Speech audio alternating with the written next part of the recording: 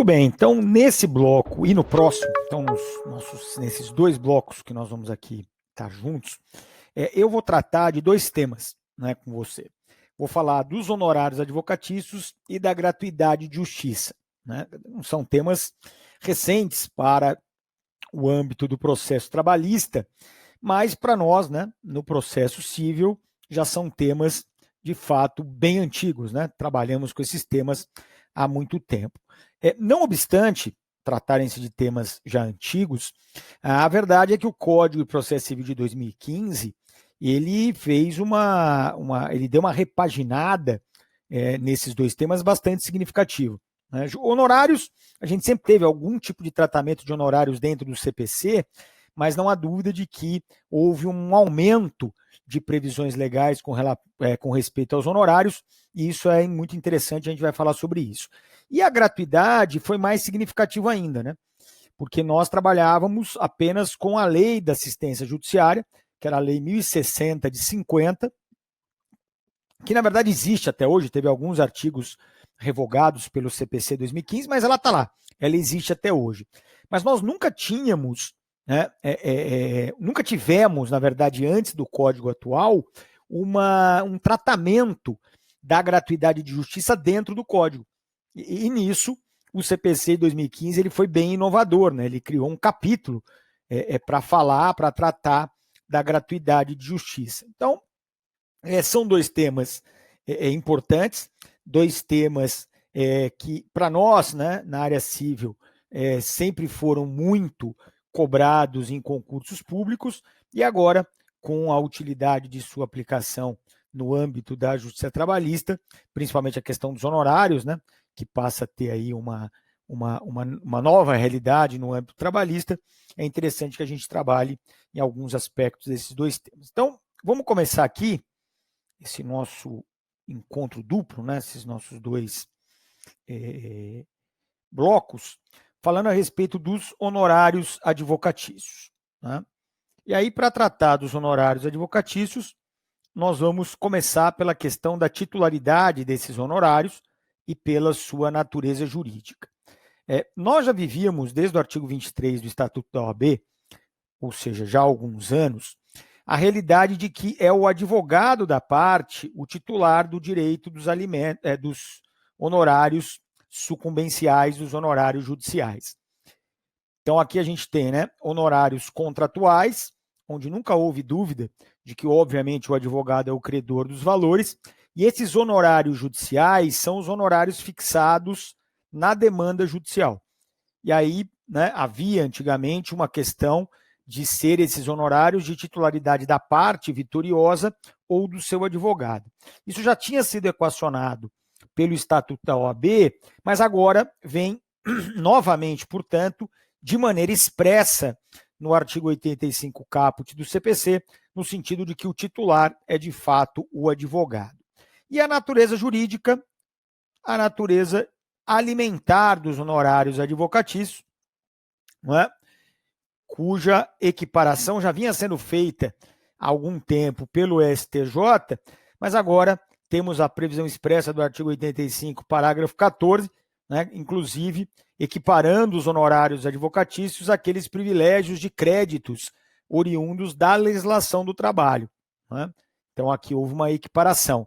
E é interessante, né, porque essa natureza alimentar, ela, por exemplo, habilita uma penhora de salário.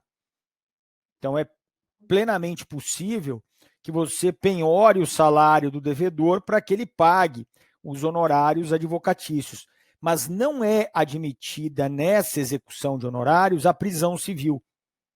Isso é importante lembrar, porque a prisão civil ela só é admitida na execução de alimentos genuínos, que são aqueles alimentos derivados ou da união estável, ou casamento, ou da relação de parentesco.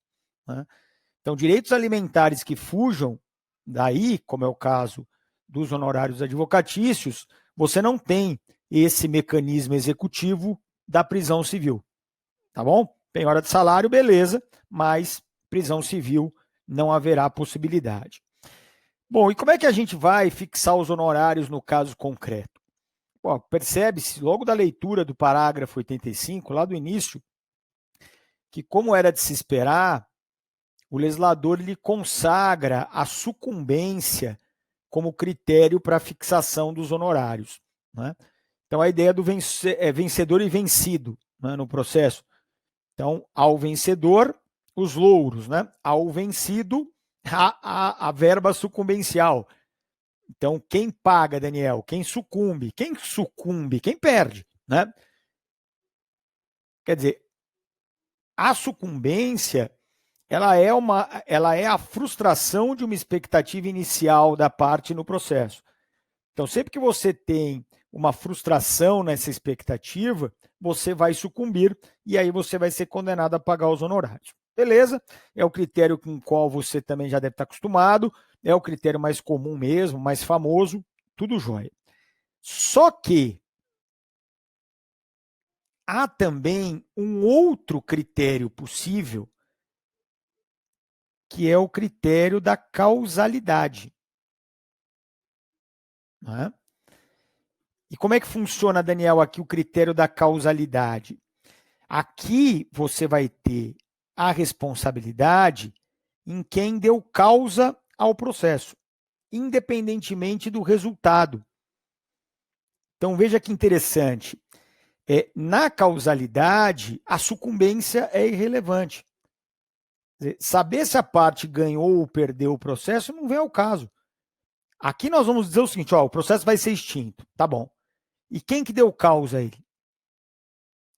Foi o réu. Então nós vamos condenar o réu. Mas o réu não sucumbiu, não interessa se ele sucumbiu ou não. Tá? Porque aqui a sucumbência não será o critério determinador da fixação dos honorários. Tudo bem? E olha só que interessante. Pela primeira vez, então a gente de alguma maneira deve chamar atenção para isso, há uma previsão expressa no CPC falando sobre a causalidade, que é a extinção por perda superveniente do objeto. Então, o código ele determina que quando houver uma perda superveniente do objeto, não se deve buscar quem sucumbiu para condená-lo a pagar os honorários. Deve-se buscar entre o autor e o réu quem deu causa àquele processo para responsabilizá-los pelo pagamento dos honorários. E o que é mais interessante ainda, e eu coloquei isso no material de aula para ficar bem consagrado, né? Essa previsão é um exemplo.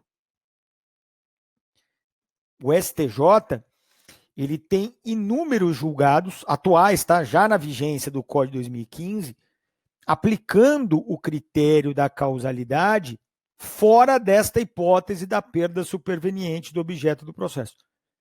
Então, essa é uma das hipóteses que o legislador escolheu para consagrar legislativamente, mas, além delas, haverá outras circunstâncias que motivarão o órgão julgador a abandonar o princípio da causalidade e adotar o princípio da sucumbência e adotar o princípio da causalidade. Legal? Muito bem. E o valor, Daniel? Como é que a gente fixa o valor desses honorários? Olha que interessante.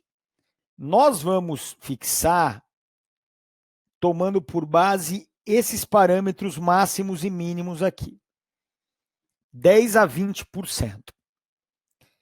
10 a 20%, Daniel, do quê? Primeiro, da condenação.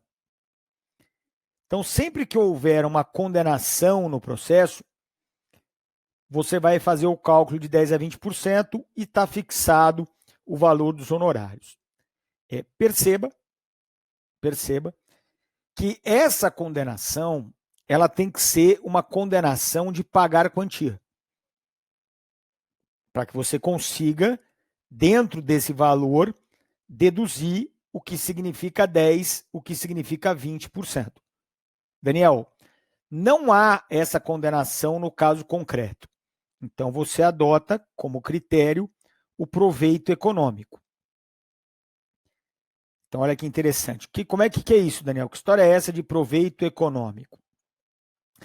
Primeira hipótese, uma sentença de procedência, que não tenha condenação a pagar.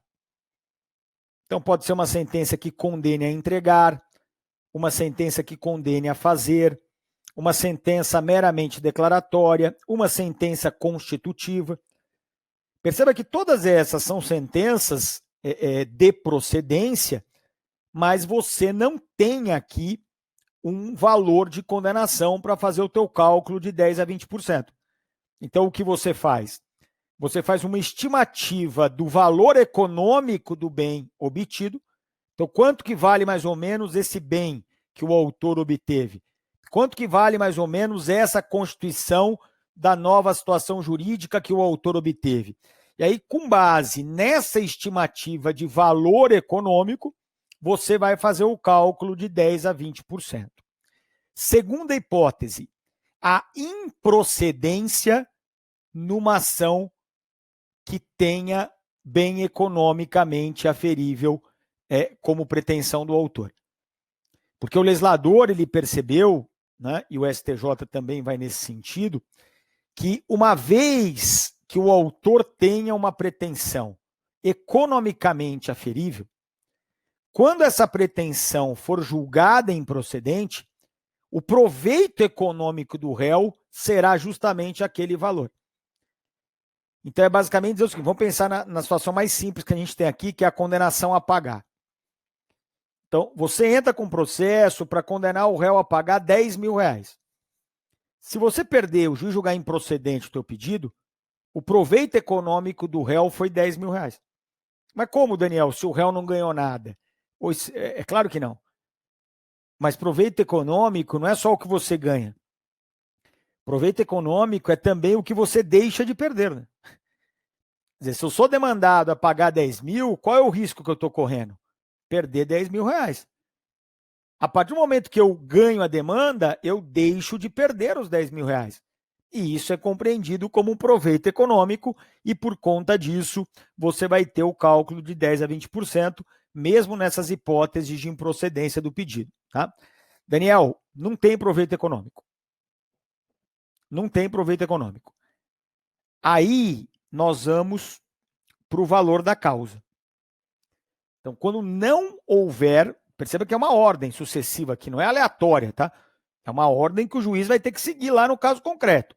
Então, quando não houver a condenação, ele busca o proveito econômico. Não havendo um proveito econômico, ele vai para o valor da causa, tá?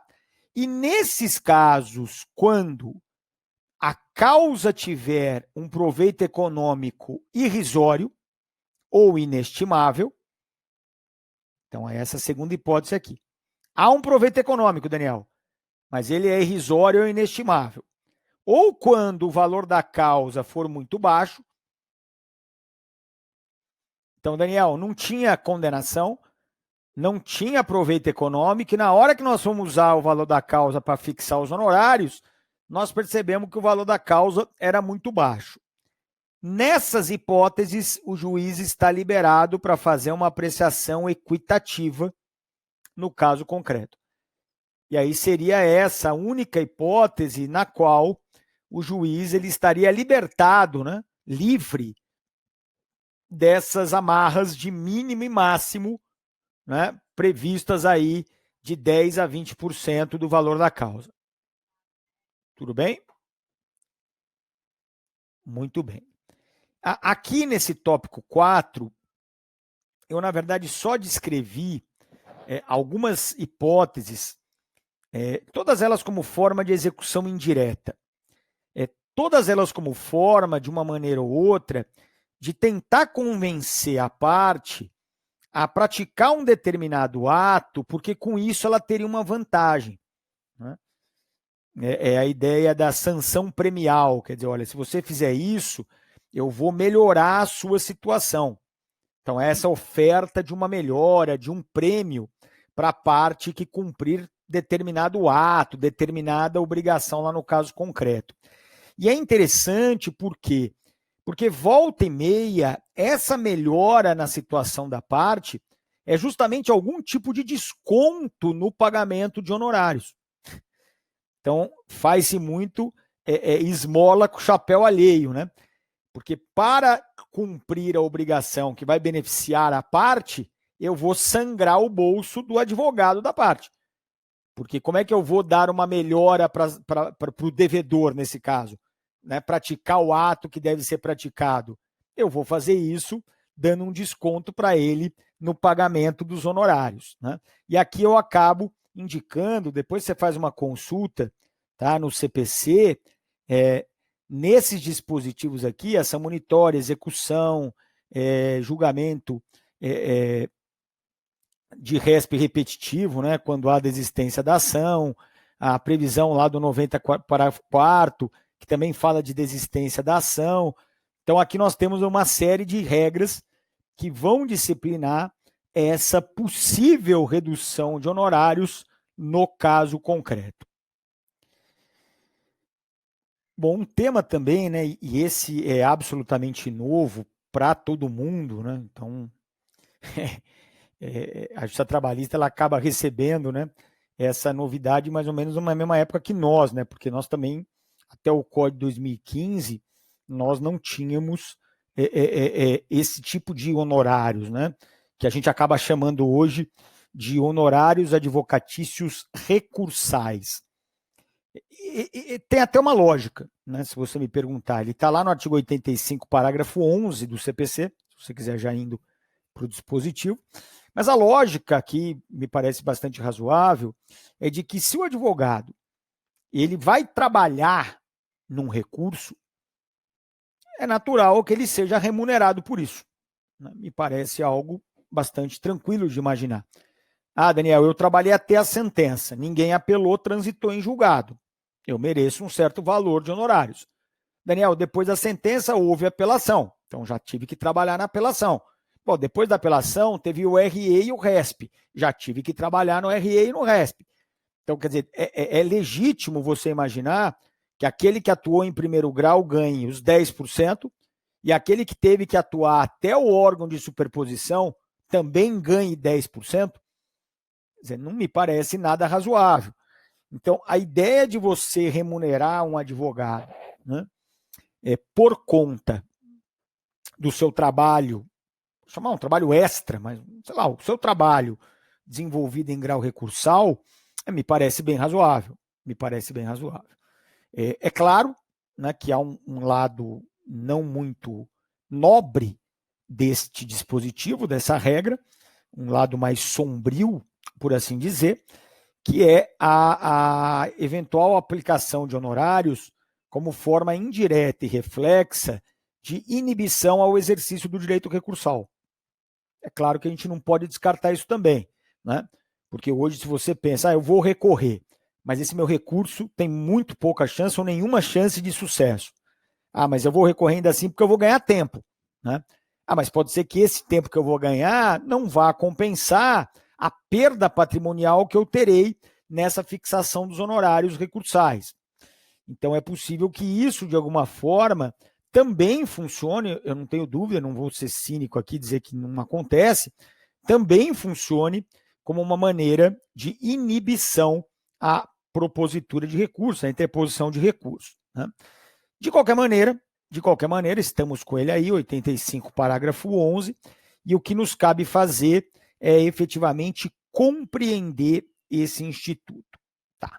E nessa compreensão, né, nós devemos primeiro imaginar que estamos falando de uma fixação de honorários de forma cumulativa, ou seja, por etapas do procedimento.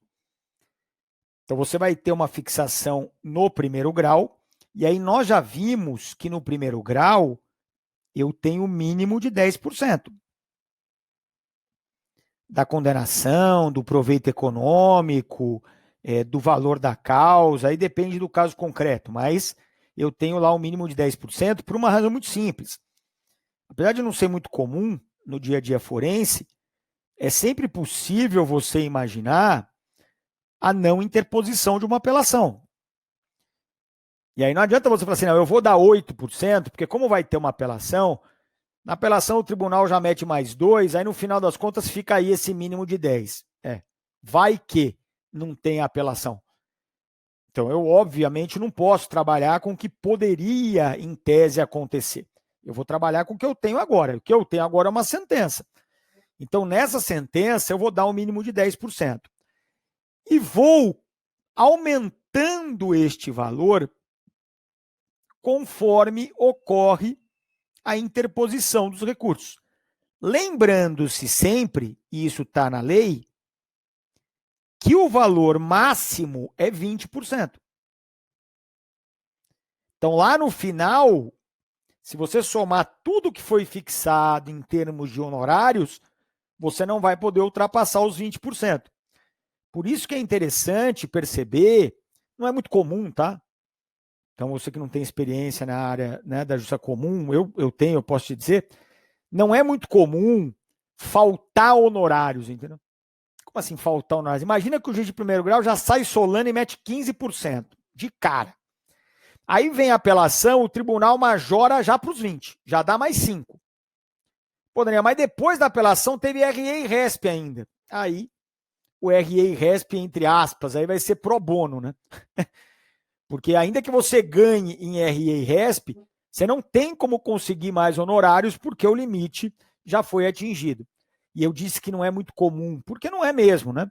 Invariavelmente, o juiz de primeiro grau já fixa no mínimo, então já começamos, na absoluta maioria dos casos, com 10%, e aí o tribunal acresce 1 ou 2 ou 3%, e assim sucessivamente, de maneira que dificilmente haverá um recurso interposto, e a impossibilidade, apesar de ter um cabimento abstrato de honorários ali, a impossibilidade de fazê-lo diante do atingimento do teto, que é 20%. Mas, de qualquer maneira, é legal você lembrar que só vai mesmo na hora que somar tudo até 20%. É muito interessante fazer a leitura do artigo 85, parágrafo 11, né? E eu posso, inclusive, aqui fazer para você, você que está com o código aí na mão, pode ler, então, junto comigo, que ele fala o seguinte: o tribunal, ao julgar recurso, majorará os honorários fixados anteriormente. Por que eu quero fazer questão de, né, destacar a palavra majorar, majoração? Porque não existe fixação de honorários recursais de forma originária. Ou seja, o que o código ele quis dizer é que para que haja uma condenação em honorários advocatícios, aquela decisão que foi impugnada pelo recurso, ela já tem que ter fixado honorários. Porque se a decisão originária não fixou honorários, você não tem o que majorar. Para majorar alguma coisa, você precisa que a coisa exista. Ou seja, você já precisa de uma condenação prévia em honorários, senão não há como majorar. Então, aquela pergunta pegadinha, né? Em apelação em apelação no mandado de segurança, cabe majoração de honorários advocatícios? Mas como você vai majorar?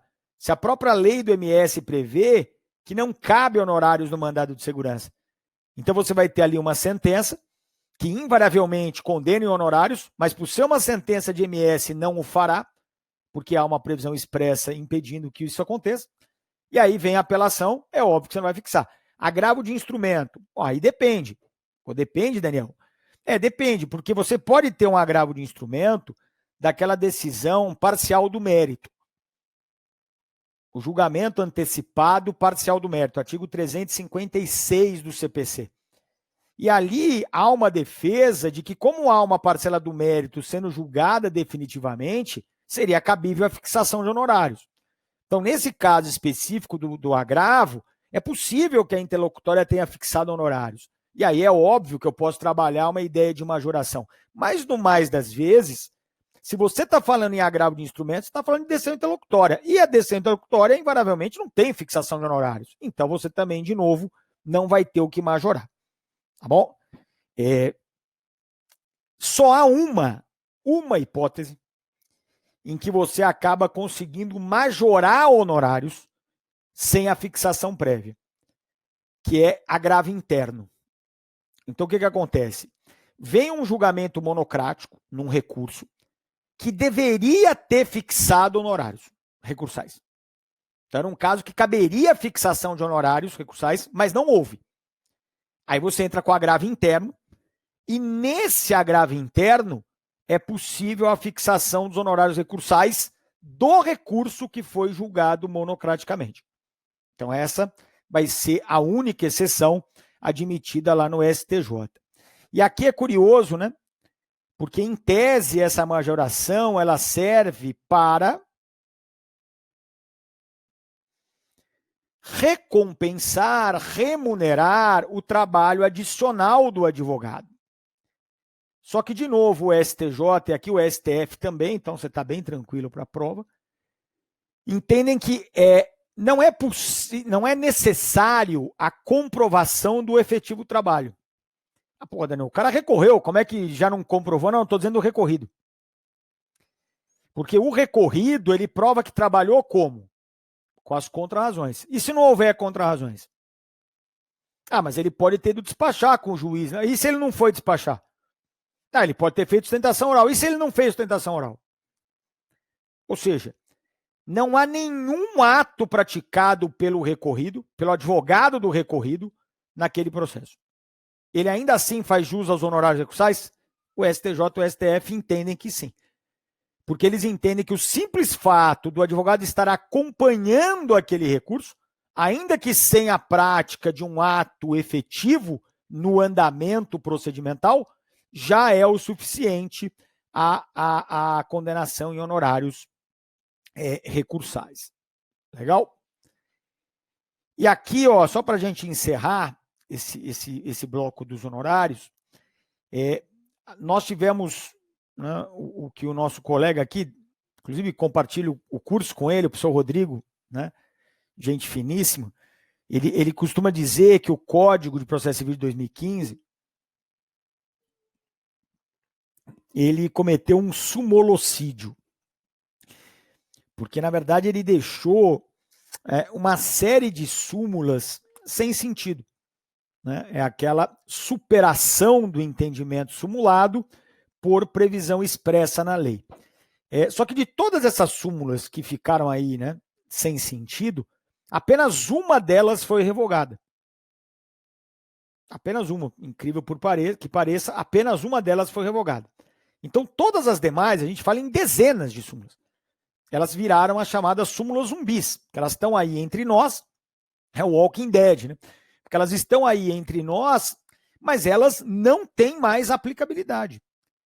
Com relação aos honorários, a gente tem duas súmulas que foram tacitamente revogadas pelo CPC 2015. Uma, revogação total. A outra, revogação parcial. Daniel, qual é qual?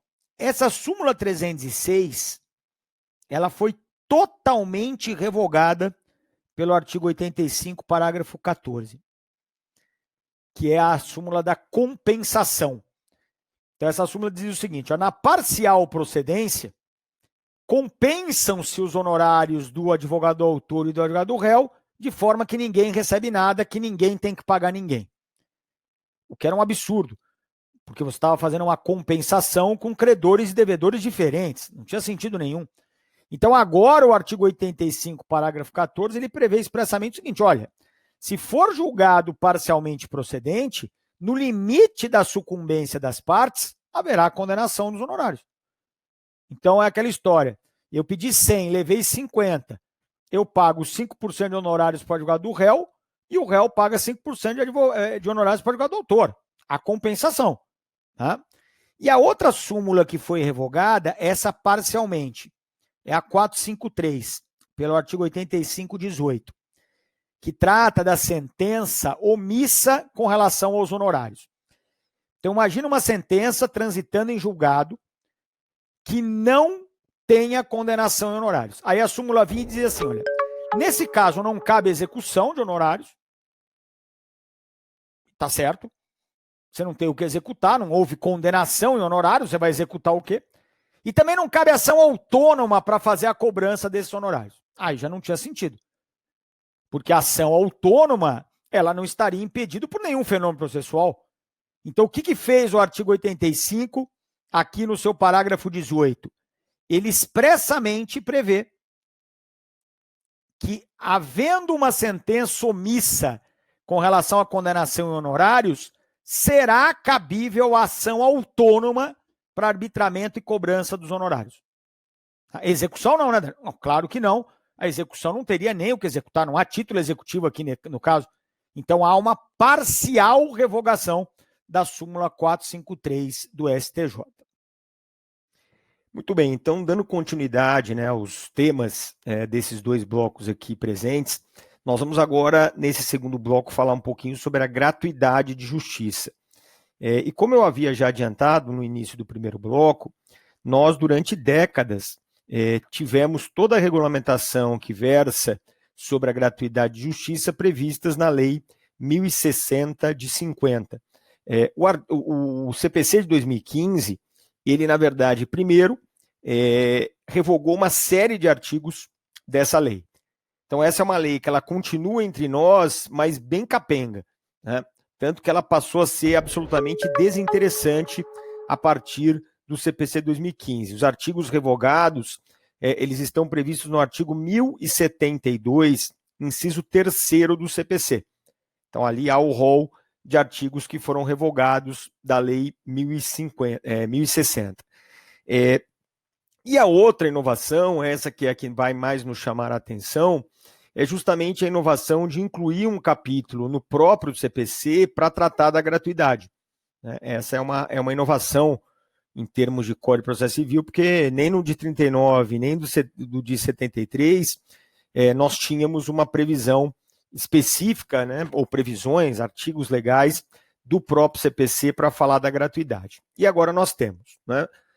Começa ali no artigo 98, e o artigo 98 é o artigo que vai disciplinar o que essa gratuidade ela envolve, né? O que na verdade entra, né, nessa gratuidade. Então vamos lá. A gratuidade envolve, primeiro, as taxas e custas judiciais. Então, tudo que for taxa e custas judiciais, o beneficiário da assistência judiciária, ele está dispensado de recolher. Segundo, os selos postais. Quando você precisa fazer algum ato pelo correio, você também estaria liberado do pagamento desses selos, né? Não é muito comum, né, o ato praticado pelo correio, ainda mais diante de um processo eletrônico, como a maioria dos casos hoje tem, mas de qualquer maneira também entra na gratuidade. O inciso 3º ele é interessante porque ele prevê a seguinte hipótese. Imagina que eu preciso fazer uma publicação na imprensa. É claro que se essa publicação na imprensa, por exemplo, um edital, então eu tenho que publicar o edital na imprensa. Se essa imprensa for a imprensa privada, você vai ter que pagar, né? Isso custa dinheiro. E o beneficiário, ele não tem, em tese, condições de fazer esse pagamento. Então, sempre que houver uma exigência legal de publicação na imprensa e a parte for beneficiária da assistência judiciária, essa publicação ela vai se dar no Diário Oficial. Então, a gente vai se valer aqui da imprensa oficial para fazer essa publicação, tá? O inciso 4º é a indenização à testemunha. Isso aqui quase nunca acontece no dia a dia, mas, em tese, a testemunha ela pode cobrar de quem a arrola os gastos envolvidos naquele ato de prestação da testemunha, né, do testemunho. Então, eu posso, por exemplo, como testemunha, dizer, olha, eu tive que, né, pegar um ônibus para chegar aqui, demorou muito, eu tive que comer um lanche, e aí, em tese, essas despesas seriam ressarcidas pela parte que arrolou a testemunha. Eu, em 21 anos de advocacia, nunca vi testemunha nenhuma cobrar esse valor, mas, de qualquer maneira, do beneficiário não poderia ser cobrado, né? O inciso 5º, eu acho que ele acaba se confundindo com o inciso 6º, porque o inciso 5º fala da gratuidade no exame de DNA ou outros exames considerados essenciais, e nós sabemos, né, que o exame de DNA é uma prova pericial. E aí a ideia é de que haveria uma gratuidade na produção dessa prova pericial. Agora, quando você lê o inciso 6º, você percebe que aqui já tem a gratuidade, ó, dos honorários do advogado e do perito. Então, quer dizer, o inciso 6º ele já meio que se comunica com o inciso 5º, Então, a ideia de que eu vou estar isento do pagamento de honorários do perito, né, de intérprete, de tradutor, ou seja, esses serventuários eventuais da justiça que podem, na verdade, né, exigir uma contraprestação, para o beneficiário não haverá essa cobrança. Tá? Então, ou haverá uma inversão do ônus para a parte contrária, ou haverá algum tipo de pagamento estatal para a prestação desses serviços. No inciso 7º, o custo com elaboração do memorial de cálculos, e aí o que acaba acontecendo aqui? Quando o autor ele é beneficiário da assistência judiciária, em especial quando ele está assistido pela Defensoria Pública, o que é muito comum acontecer? Né? Isso tinha até previsão expressa no código anterior, no código atual não há previsão expressa nesse sentido, mas a interpretação acaba sendo por aí. A Defensoria Pública, ela ingressa com a execução, seja um cumprimento de sentença, seja um processo de execução, e ela não faz o memorial descritivo de cálculos, né? Porque ela afirma que o volume é muito grande de demandas e aquilo dificultaria o procedimento e tal. Então, o que ela faz? Ela entra com uma execução, né, e pede para que os autos sejam encaminhados ao contabilista do juízo. Então, aqui é interessante, porque o inciso 7º, ele fala que eu, como beneficiário, não vou arcar com os custos da elaboração do memorial de cálculos. Agora, perceba que quem faz o memorial descritivo de cálculos é o próprio exequente. Então, na verdade, não tem custo, né? Porque é o próprio advogado do exequente que faz esse memorial de cálculos. Então, sendo o exequente beneficiário ou não, o próprio advogado elabora o cálculo, não tem custo nenhum nisso, está embutido no trabalho dele, e vamos para a execução.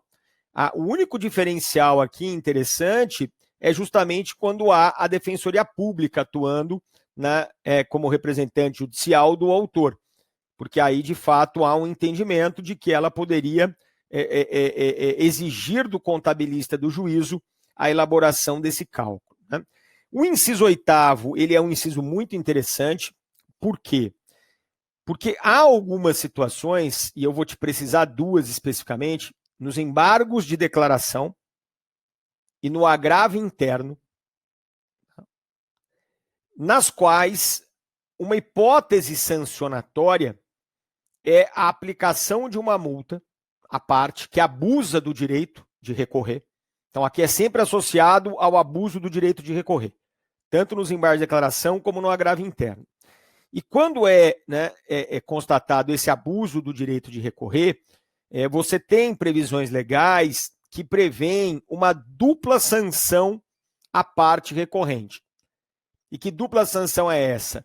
A aplicação de uma multa e o condicionamento da admissibilidade de novos recursos ao depósito dessa multa em juízo. Então, a parte, ela sofre a multa, e se ela quiser continuar recorrendo naquele processo, ela vai ter que depositar o valor da multa em juízo. Tá? Nessa dupla sanção, o beneficiário da assistência judiciária, ele nunca escapa da primeira. Então, da primeira, ele sempre vai ter a sanção aplicada, que é o que, Daniel? A multa. Até porque, né, o beneficiário da assistência judiciária, a gente vai ver isso daqui a pouquinho, ou repetir isso daqui a pouquinho, ele sofre as multas como qualquer outro sujeito, né? Não é porque ele é beneficiário da assistência judiciária que ele tem um salvo-conduto para violar de forma livre os princípios da boa-fé e da lealdade processual. Óbvio que não. Então, a multa ele sofre, mas esse depósito ele está dispensado. Então, ele pode continuar recorrendo no processo, mesmo tendo sofrido a multa, independentemente de fazer o depósito em juízo. E mais do que isso, né? O dispositivo ainda fala que ele está dispensado de depósitos exigidos pela lei na propositura de ação. Aí o endereço é claro, né? Que é para a nossa ação rescisória. Porque na ação rescisória, nós temos aquela exigência da caução prévia, no valor de 5% do valor da causa, né, para que a ação rescisória seja admitida. E no caso concreto aqui, nós vamos ter a dispensa por conta do autor da rescisória ser beneficiário da ação judiciária. É só você lembrar o seguinte, sempre que se exige um depósito, uma caução em juízo, né, para fins do exercício de um direito, nós teremos a isenção do beneficiário da assistência judiciária. E o inciso 9, que para mim é o mais interessante de todos, que é o que dispensa o beneficiário da assistência judiciária de pagar os emolumentos devidos a notários ou registradores em decorrência de prática de registro, averbação ou qualquer outro ato notarial. E aí é interessante, né? Porque você tem uma gratuidade concedida em juízo e vai passar a exigir que os cartórios extrajudiciais, o cartório de notas, né, o cartório de registro, vai ser obrigado a praticar atos que comumente custam, né, dinheiro, você tem que pagar, né, o cartório prestar esse serviço, e aqui eles terão que prestar gratuitamente. Olha que interessante. Se você chegar lá num cartório e falar assim, olha, eu vim aqui averbar essa penhora aqui no processo. Ah, pois não, tal, custa tanto. Fala, não, mas eu sou beneficiário da assistência judiciária. Está aqui a comprovação, está tudo documentado lá nos autos. O cartório extrajudicial, ele vai ser obrigado a praticar o ato gratuitamente. Então, ele não pode se opor a isso. Mas o legislador, ele percebeu o seguinte, que essa gratuidade que acaba vinculando o terceiro, né, que é o cartório extrajudicial, ela foi concedida sem que o terceiro participasse desse procedimento de concessão.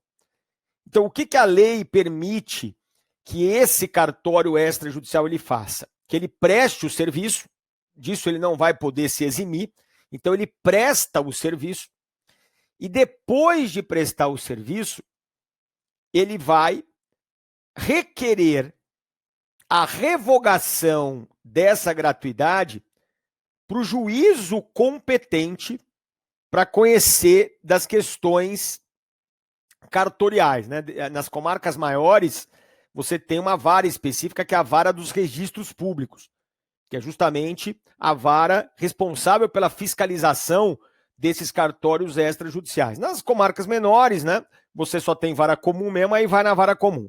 Mas a ideia básica aqui é a seguinte, eu que prestei um serviço, eu quero revogar a gratuidade com relação àquele serviço que eu prestei. Porque para mim não interessa se ele tem a gratuidade ou não para outros atos processuais. Eu só não quero ficar no prejuízo. Então é isso que eu vou discutir lá em juízo. Eu vou falar, olha, para mim ele não tem direito à gratuidade, porque ele tem condições patrimoniais e tal. Aí se instaura uma discussão, claro que eu vou chamar esse que foi o beneficiado, né, para se defender, cria-se uma discussão em juízo, e se porventura ficar decidido que ele realmente não fazia jus à gratuidade, eu posso cobrar. Eu, cartório extrajudicial, vou poder cobrar por aquele valor da prestação do serviço. Aí eu vou o quê? Eu vou expedir uma certidão e nos termos do artigo 784, eu vou ter um título executivo extrajudicial nas mãos, né? Então o cartório ele expede uma certidão e vai executar aquele sujeito que, né, recebeu o serviço sem o pagamento, porque a época em que isso tudo aconteceu, ele tinha a gratuidade de justiça. Tá bom? Agora, perceba o seguinte, agora algumas questões interessantes aqui com relação a essa gratuidade. O beneficiário da assistência judiciária, ele vai ser condenado a pagar as custas e os honorários advocatícios. Então, é interessante, né, porque como há uma ideia de gratuidade, muita gente imagina que não haverá essa condenação, mas esse é um erro comum, né? Se você fizer a leitura do artigo 98, nos seus parágrafos 2º e 3º, você vai perceber que haverá essa condenação. E o que acontece, Daniel? A exigibilidade desta condenação, ela é suspensa imediatamente. Então você condena, mas é uma condenação ineficaz. É uma condenação inexigível. O credor desse valor, né, seja a parte contrária com relação às custas, seja o advogado da parte contrária com relação aos honorários, não pode executar este valor. Bom, Dani, então não adianta nada, porque você condena, mas eu não posso executar, com detalhe. Você, credor, vai ter um prazo de 5 anos a partir do trânsito em julgado. Para quê? Para convencer o juiz que aquela situação que deu causa à gratuidade, ela não está mais presente. Assim, num português bem direto, né, o devedor aqui deixou de ser pobre, na acepção jurídica do termo, né? Então eu tenho alguns indícios, né, de que ele recebeu uma herança, de que ele começou a trabalhar, de que ele ganhou numa loteria. Eu começo a perceber uma movimentação patrimonial atípica por parte daquele que, né, outrora não tinha movimentação nenhuma. E aí eu acabo, né, pegando esses indícios, perceba, não preciso de uma prova definitiva, porque isso a gente acaba produzindo em juízo, mas eu pego esses indícios e provoco o judiciário dizendo, olha, aqui há indícios de que ele não é mais pobre. E se ele não é mais pobre, ele não merece mais essa tutela que é concedida a quem tem a hipossuficiência econômica, a vulnerabilidade econômica. Então, o resultado é eu quero começar a execução agora, porque agora ele já não tem mais aquela proteção. Perceba que tudo isso precisa acontecer nesse prazo de 5 anos, porque se em 5 anos a situação não mudar, ou de alguma maneira o credor não conseguir demonstrar que ela mudou, aí o direito estará extinto, aí acabou, aí realmente não caberia mais a execução. Mas essa ideia de que assim, ele é beneficiário, então não vamos nem condenar a pagar as custas e honorários. Isso é um equívoco, tá? Mesmo ele sendo beneficiário, tem que ter a condenação, sim. Legal? E aqui, olha, esses dois parágrafos, deixa eu aparecer aqui. Esses dois parágrafos aqui do artigo 98, eles, na verdade, trouxeram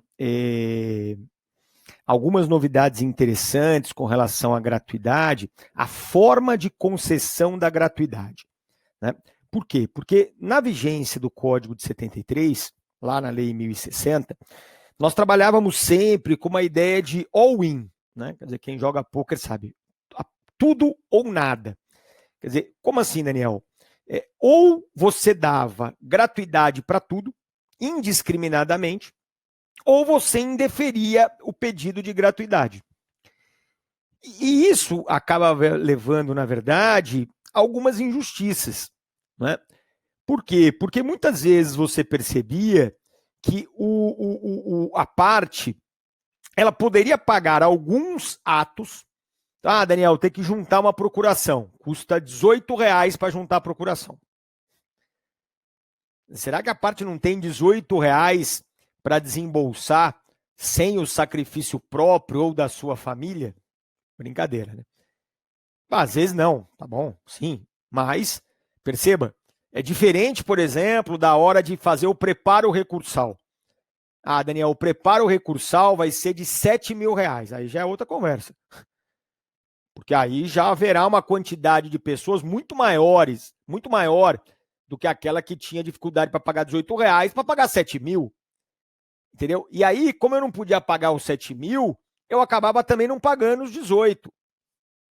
Não tinha lógica. Por outro lado, o que acabava acontecendo? 7.000 é grana, hein, Daniel? Cara, é grana. É grana para depositar assim de cara, né? De cara, esse cara não vai ter 7 conto aí para fazer o depósito. Mas e se a gente deixasse ele pagar 1.000 por mês? 1.000 por mês, ele segura a onda. Dá para pagar sem um sacrifício da família ou do casal ou próprio, né? Daniel, 7.000 é muito. 7.000 o cara não vai ter para pagar aqui não. Vamos dar gratuidade, ele não paga nada. Mas peraí, eu acho que metade ele consegue pagar. Acho que 3.500 ele pagaria. Então perceba, era curioso por quê? Porque quando você não tinha essas modalidades diferenciadas de concessão de gratuidade, No erro, você concedia. Né? Quer dizer, se eu tenho 3 atos, ele não pode pagar 1, pode pagar 2, mas eu tenho ou não que dar a gratuidade, eu dou. Se ele poderia pagar metade, mas não pode pagar o integral, eu dou. Eu sempre dava a gratuidade para tudo, o que acabava gerando algumas incoerências. Então, o que o legislador ele fez? E assim, bem interessante. Ele passou a prever a concessão para ato específico. Então, resolve aquele problema, por exemplo, para recolher o preparo, eu não consigo. Tá, mas para recolher a juntada dessa procuração, você consegue. Então, eu concedo gratuidade para atos pré-determinados, redução do percentual. Então, a hipótese, né? Falou, olha, 7 mil é muito, mas 3.500 ele paga. 3.500 ele consegue pagar. Então, você pode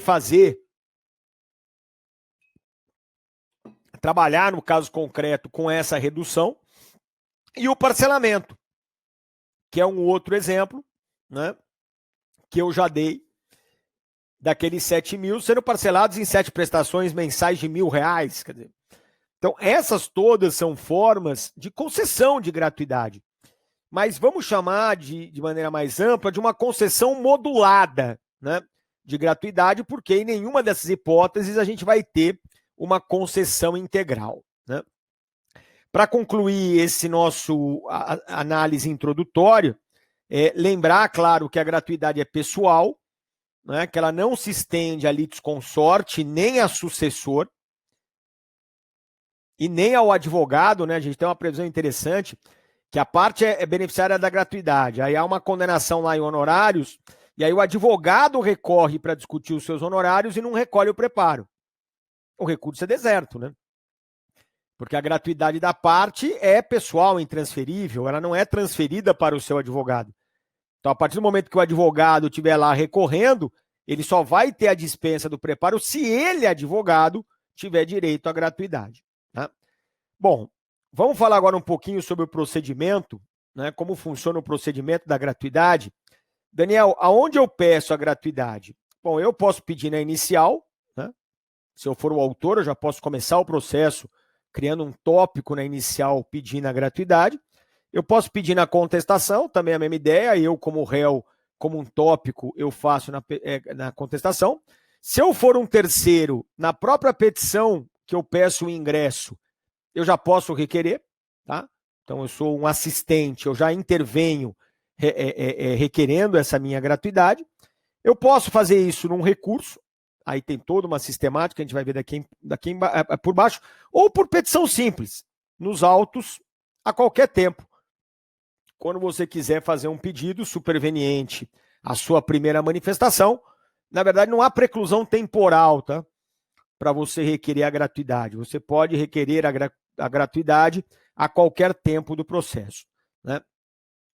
E é interessante, né? Quando você pede em recurso, se você pedir em recurso, você vai recorrer sem recolher o preparo. Tá? Você está requerendo uma gratuidade e, invariavelmente, é justamente para isso, né? Para que haja dispensa do preparo. Então, você vai recorrer e vai requerer essa gratuidade sem recolher o preparo. Então, você está dispensado de recolher, mas há a possibilidade do indeferimento do pedido de gratuidade. Quem vai fazer essa análise é sempre o relator.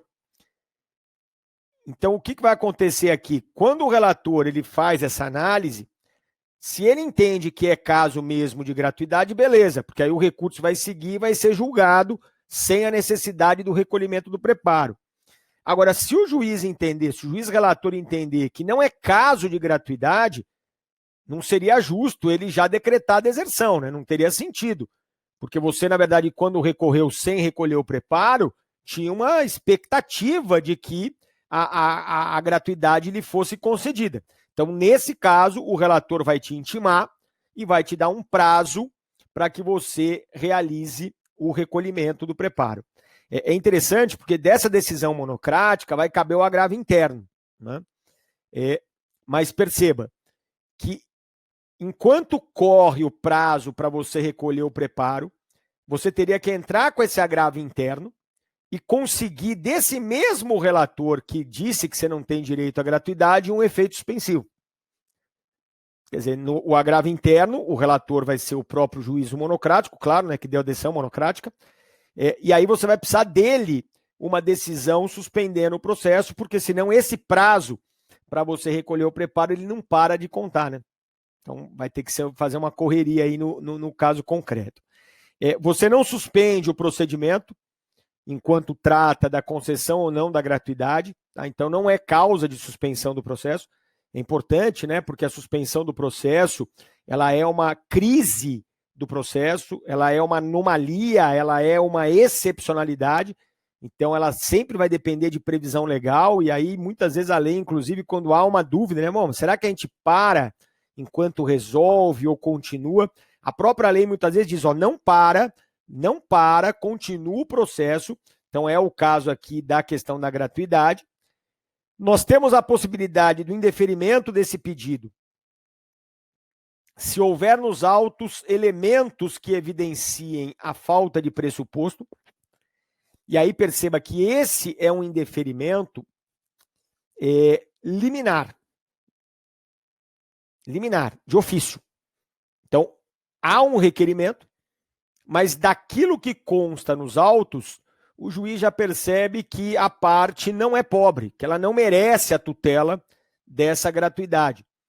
E aí, percebendo, né, por esses indícios que ali estão, ele acaba indeferindo de plano. Essa é uma decisão interlocutória recorrível por agravo de instrumento, tá? Esse indeferimento de plano.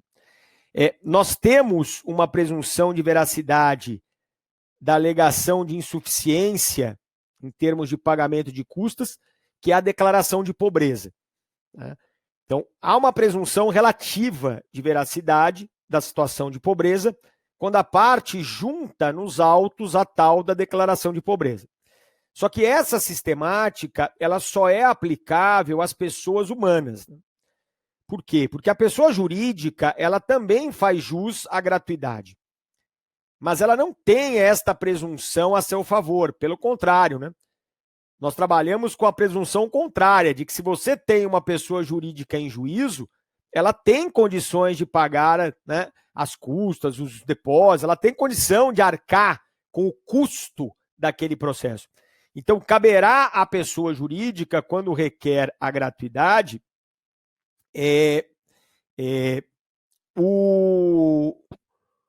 a demonstração da situação de hipossuficiência econômica. Então, nem existe declaração. Você juntar a declaração de pobreza de pessoa jurídica é até um erro técnico, né? Porque essa declaração e nada dá no mesmo, né? Então, haverá a necessidade de comprovação. Aqui uma questão interessante com relação a esse indeferimento do pedido, que é a preocupação que o legislador teve com o contraditório. Eu acho sadia, né? Por quê? Porque aqui nós partimos daquela presunção de veracidade decorrente da declaração de pobreza. Se há elementos que evidenciem que essa pobreza não existe, cabe o indeferimento liminar, ou seja, sem a oitiva da parte contrária. Mas por uma questão, né, de respeito ao contraditório, é interessante a intimação do requerente dizendo o seguinte: olha, requerente, esses indícios aqui, ó, esses elementos, eles derrubaram a presunção que era em seu favor. Entendeu? Então, eu já não tenho mais como presumir que você é pobre. Mas antes de dizer que você não é pobre e aí já indeferir o teu pedido de gratuidade, eu vou te dar um prazo para você me convencer, né? Ou seja, a presunção caiu, mas eu vou permitir que você me convença antes de eu indeferir. Parece razoável, né? Em termos de contraditório, a adoção desse tipo de procedimento. A observação aqui de que a mera presença do advogado particular não é indício de que o sujeito tenha a condição de pagar, né, as custas e despesas, porque essa presença do advogado particular pode ser pro bono, né, ou pode ser apenas com um contrato para, em caso de sucesso da demanda. E aqui a questão da impugnação, né, quando o juiz ele concede, né? Então, houve o pedido, o juiz concedeu. Tudo isso é liminar, né? Aí, se você fez o pedido na inicial e o juiz concedeu, você vai impugnar a concessão na contestação, como preliminar de contestação. Se o réu pediu na contestação e o juiz deu, você vai impugnar na réplica. Se isso tudo aconteceu no recurso, você vai impugnar nas contrarrazões. E se houver o pedido superveniente por mera petição, você vai ter o prazo de 15 dias, né, da concessão da gratuidade para fazer a sua impugnação, né? Ok? Muito bem.